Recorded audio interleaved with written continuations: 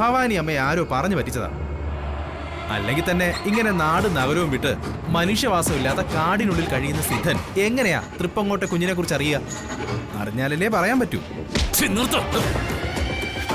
തൃപ്പങ്ങോട്ട കുഞ്ഞല്ല, കോട്ടയ്ക്കൽ വംശത്തിന്റെ അനന്തരാവകാശി ഈ കോട്ടയ്ക്കൽ മേഘനാഥന്റെ മകൻ കാശിനാഥൻ.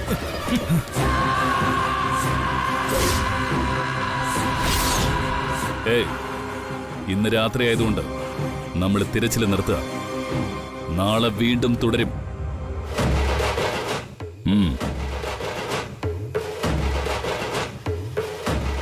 ഈ കാടിന്റെ മറുവശത്താണ് സിദ്ധനുള്ളതെങ്കിലും നമ്മൾ തേടി പിടിച്ച് കണ്ടുപിടിക്കുമെന്നർത്ഥം. അതിനുവേണ്ടി നീ ഈ കാട് പരിചയമുള്ള വല്ല കാണിക്കാരെയും കണ്ടുപിടിക്കണം. ഈ രാത്രി തന്നെ. നാളെ അയാളുമായിട്ടാണ് നമ്മുടെ തിരച്ചിൽ. അപ്പൊ ഗുഡ് നൈറ്റ്. അയ്യോ സാറേ, അപ്പൊ ഞാനോ? സാറേ, പുലി, ചെന്നായ, കടുവ, കരടി, ഒറ്റയാൻ.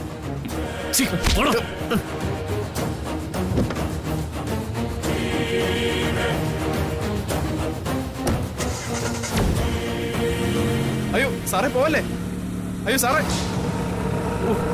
ദുഷ്ടൻ. എന്റെ അയ്യപ്പ സ്വാമി, ഈ ഭാഗത്തുള്ള പുലി, ചെന്നായ, കരടി, കാട്ടുമാക്ക തുടങ്ങിയവയ്ക്കെല്ലാം ഇന്ന് പല്ലുവേദന ആയിരിക്കണേ.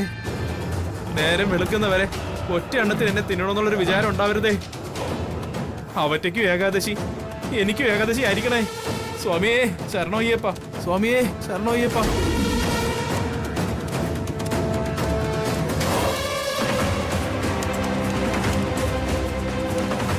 Very good. അപ്പൊ രജിസ്ട്രേഷൻ ഈ ജില്ലയിലെ തന്നെ.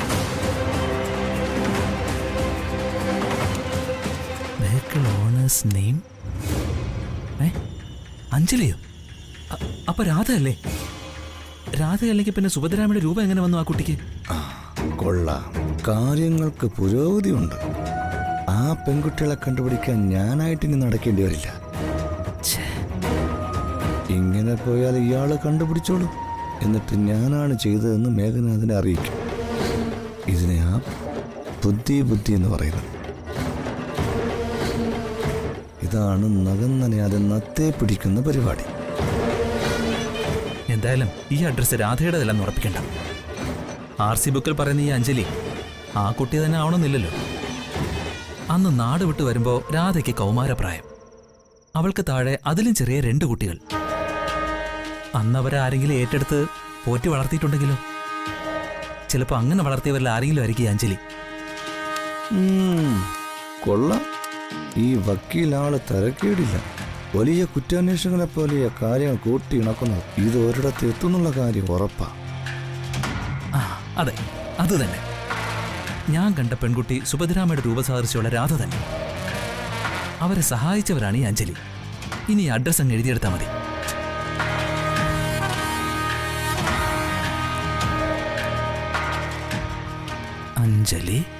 Anjali Nivas, E36 judges Nagar. നാളെ തന്നെ ഈ അഡ്രസ്സിൽ ചെന്ന് അന്വേഷിക്കണം. നേരിട്ട് കണ്ടുപിടിച്ചിട്ട് വേണം രാധയെ കാര്യങ്ങൾ പറഞ്ഞ് ബോധ്യപ്പെടുത്താൻ. അപ്പം നടക്കട്ടെ വക്കീലേ, നിങ്ങളുടെ അഡ്രസ്സ് തപ്പി ഇറങ്ങിക്കോ. ഈ കുട്ടി ഉണ്ടാവും നിഴലായി നിങ്ങളുടെ കൂടെ.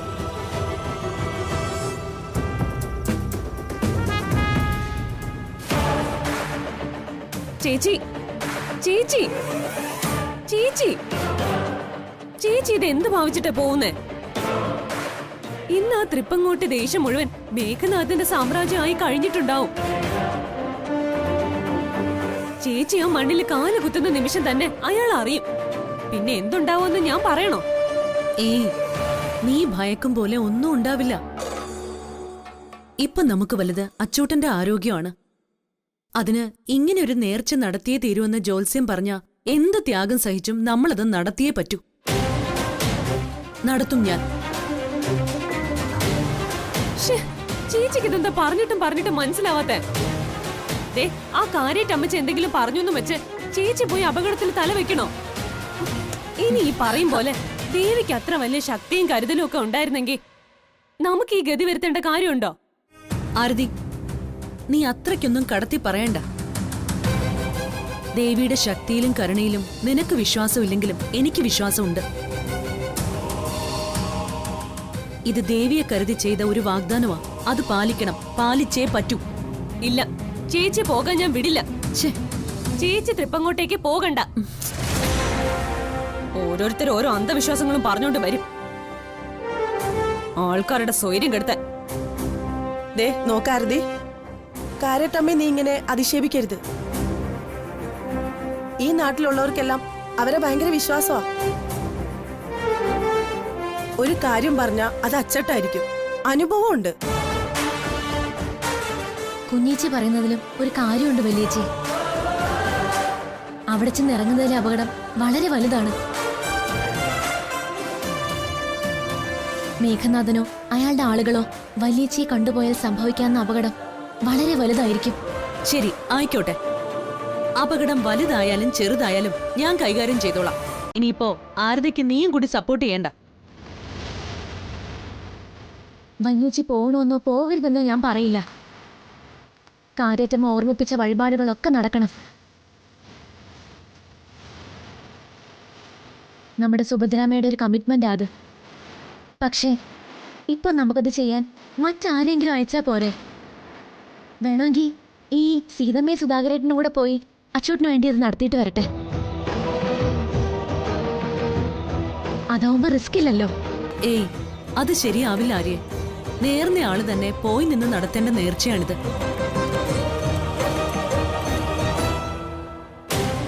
സുഭദ്രാമ ജീവിച്ചിരിപ്പില്ലാത്തതുകൊണ്ട് അത് സാധ്യമല്ലാത്തതാ. അപ്പോ നേർന്ന ആളിന് പകരം അവരുമായി ഏറ്റവും അടുപ്പമുള്ള ആള് നേർച്ച നടത്തണം. എങ്കിൽ മാത്രമേ അതുകൊണ്ട് ബലം ഉണ്ടാവൂ. ഷേടാ, എന്തൊരു വാശിയാണിതെന്ന് നോക്ക്. ചേച്ചിക്ക് പോയേ തീരുമെങ്കിൽ ചേച്ചി പോ. ഞങ്ങളെയൊക്കെ മറന്നിട്ടാണ് ഈ പോക്കെന്ന വിചാരത്തോടെ വേണം പോവാൻ. എനിക്ക് മറ്റൊന്നും പറയാനില്ല, ഞാൻ വിട്ടു.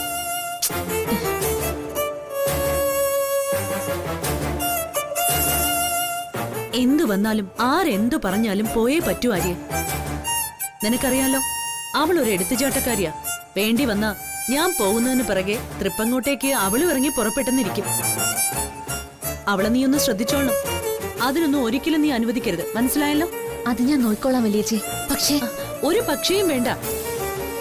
കാര്യങ്ങളെല്ലാം ഭംഗിയായി നടത്തി ഇന്ന് രാത്രിയോ നാളെയോ തന്നെ ഞാനിങ്ങ് വരും. മേഘനാഥനോ അയാളുടെ ആൾക്കാരോ ഒന്നും അറിയാൻ പോകുന്നില്ല. ഈ വല്യേച്ചിയെ വിശ്വസിക്ക് സീതമ്മേ.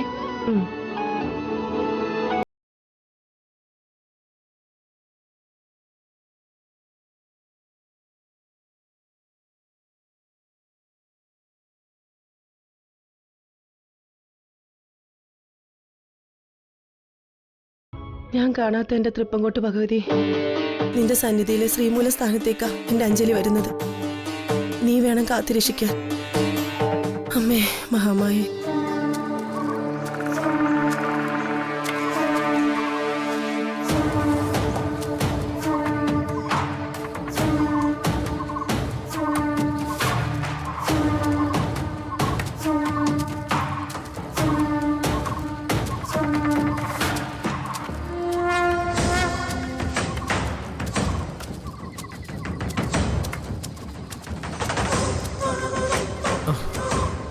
ഈ കോട്ടയ്ക്കലെ സാർ എന്തൊരു ദുഷ്ടനാണെന്ന് നോക്ക്.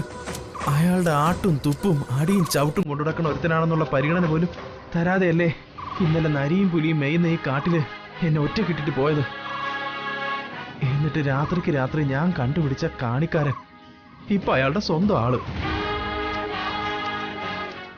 എന്തായാലും രാത്രി അവൻ ചുട്ടു വന്ന് 2-3 കിഴങ്ങ് കിട്ടിയതുകൊണ്ട് മുഴുപട്ടിണിയിലായില്ല. അയ്യപ്പസ്വാമിയുടെ സഹായം. ഇനിയിപ്പോൾ അയാൾ കാണിച്ചു തരാന്ന് പറഞ്ഞ സിദ്ധന്റെ സ്ഥലത്തെത്തുമ്പോ വല്ല എല്ലും പല്ലുവെ കാണുള്ളൂങ്കിൽ അതാണ് തമാശ. ഭവാനിയമ്മ ഉണ്ടാക്കി വെക്കുന്ന ഓരോ ഏടാകൂടങ്ങളെ മോനെ പറഞ്ഞു വിടുന്നത് സഹിക്കാം, അതിൻ്റെ കൂടെ എന്നെ വിടുന്നതാ സഹിക്കാൻ വയ്യാത്തത്. അയ്യപ്പസ്വാമിയേ, അയ്യോ.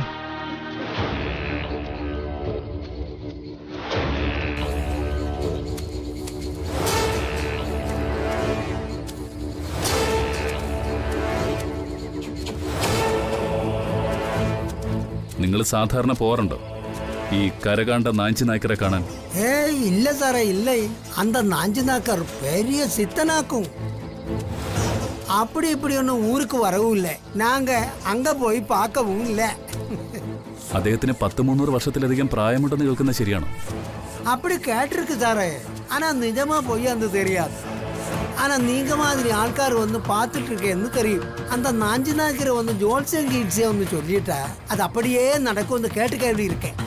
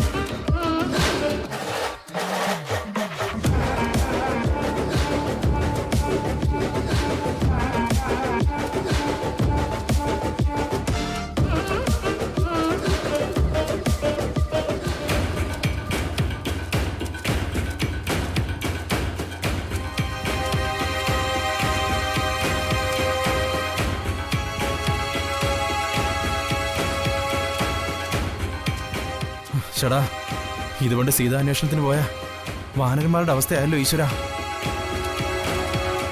സിദ്ധനൊട്ട് കാണുന്നുമില്ല, കാടൊട്ട് തീരുന്നുമില്ല. സമയമാണെങ്കിൽ ഇപ്പൊ ഇനി രാത്രിയാവുന്നുള്ള മട്ട. മഴ വല്ലതും പെയ്താ തീർന്നു. അയ്യോ അയ്യോ, പാമ്പ് കടിച്ചേ. അയ്യോ അയ്യോ, വേദ സാറേ, കാണി സാറേ. അയ്യോ, പാമ്പ് കടിച്ചു സാറേ. അയ്യോ, പാമ്പ് കടിച്ചേ സാറേ. അയ്യോ, പാമ്പ് കടിച്ചു സാറേ. സാറേ, ഞാൻ ഇപ്പൊ ചാവും സാറേ. സാറേ,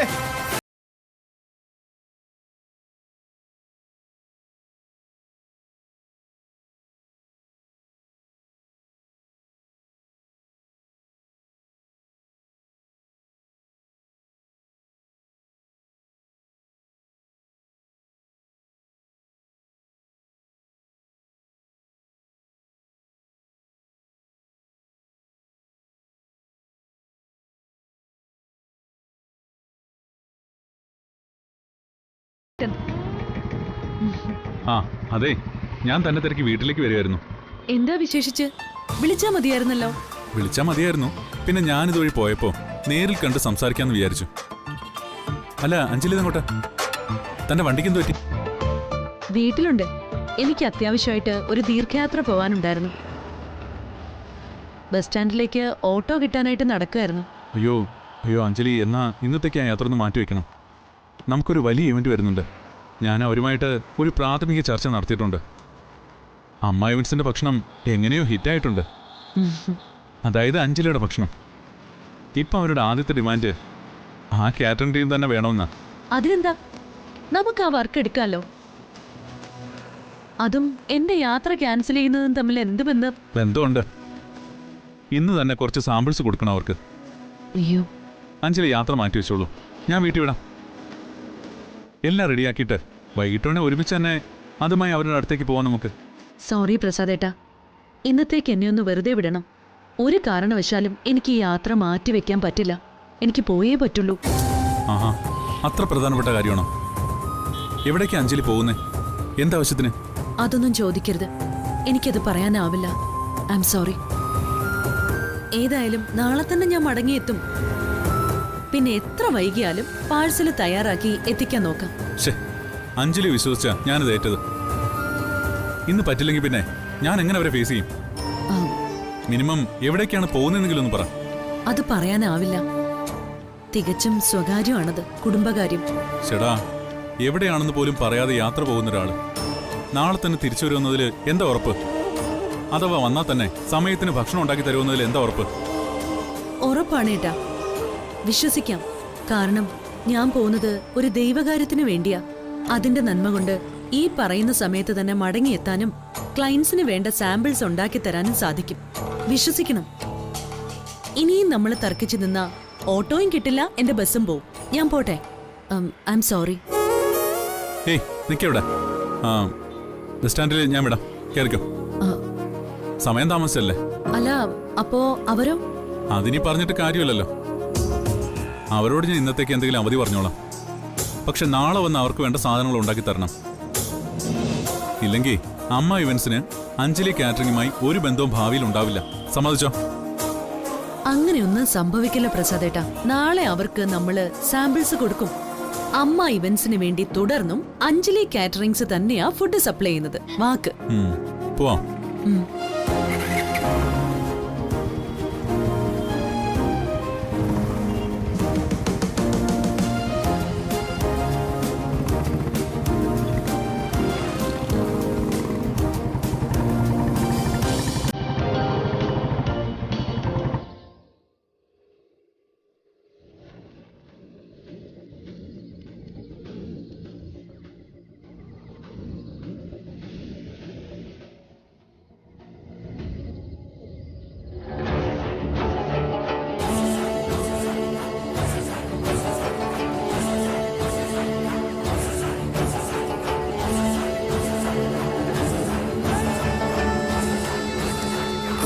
അയ്യോ, ഓ, ഞാൻ ജീവിച്ചിരിപ്പുണ്ടോ?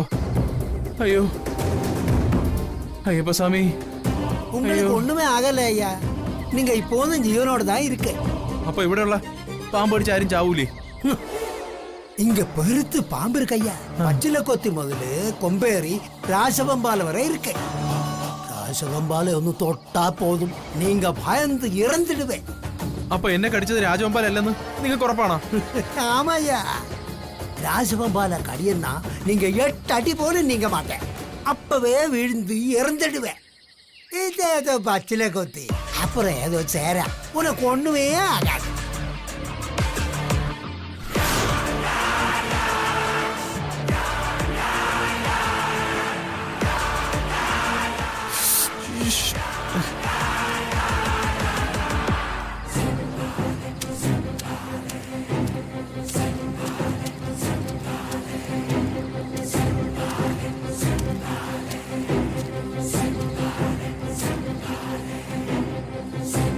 അതെ, മതി ശുശ്രൂഷക്ക്. പോവാൻ നമുക്ക്. ഭാസിക്ക് വയ്യെങ്കിൽ ഇവിടെ കിടന്നാ മതി. ഞങ്ങൾ പോയി സിദ്ധനെ കണ്ടിട്ട് മടങ്ങി ഈ വഴി തന്നെ വന്നാ ഒരുമിച്ച് പോവും. അല്ലെങ്കിൽ നീ ഇവിടെ കിടക്കും. അതാണ് തീരുമാനം. നിങ്ങൾ വന്നാൽ നമുക്ക് പോവാം. ഇവൻ ഇവിടെ കിടക്കട്ടെ.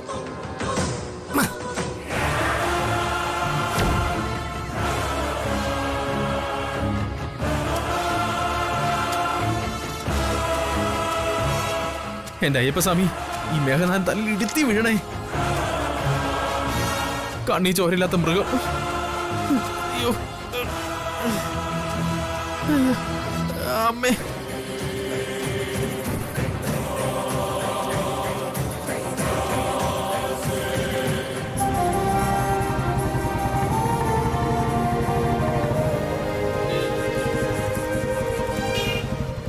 അവിടെ ഓട്ടോ കിട്ടും.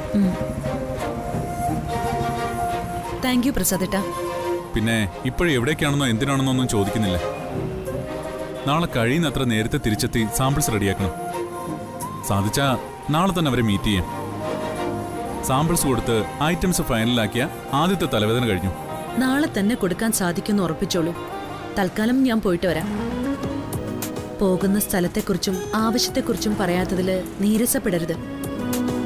അത് പറഞ്ഞ അതിന് പിന്നാലെ ഒരുപാട് ചോദ്യങ്ങൾ ചോദിക്കാനുള്ള പ്രേരണയുണ്ടാവും. അങ്ങനെ വരുന്ന ചോദ്യങ്ങൾ പലതിനും ഉത്തരം പറയാനാകാത്ത അവസ്ഥയിലാണ് ഞാനിപ്പോ. എല്ലാം തുറന്നു പറയാൻ കഴിയുന്നൊരു ദിവസം വരുമ്പോ പറഞ്ഞോളാം. ഇപ്പൊ പോയിട്ട് വരാം. ശരി.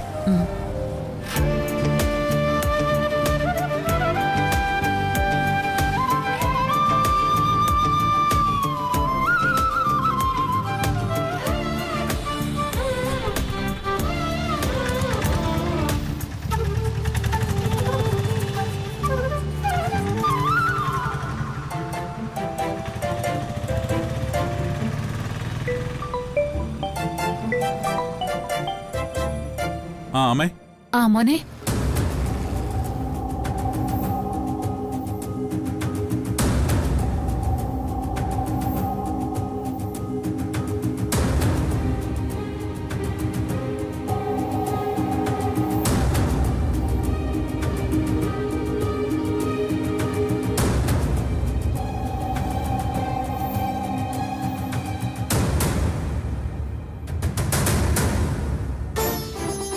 ആ ശരി ശരി, ഞാൻ വരാം അങ്ങോട്ട്. എത്ര വൈകിയാലും ഇന്ന് തന്നെ വരും. ആ ശരി.